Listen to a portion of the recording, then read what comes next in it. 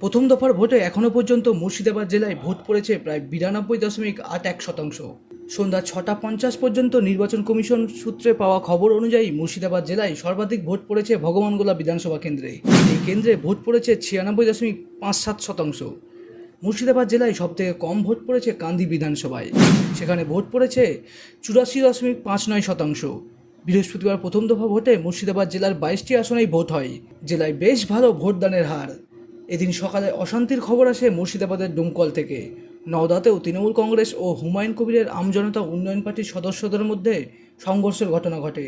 এখনও পর্যন্ত কিছু বিক্ষিপ্ত ঘটনা ছাড়া জেলায় বড় ধরনের অশান্তি এখনও পর্যন্ত ঘটেনি বলে নির্বাচন কমিশন সূত্রে খবর। Bureau report, imagine community media.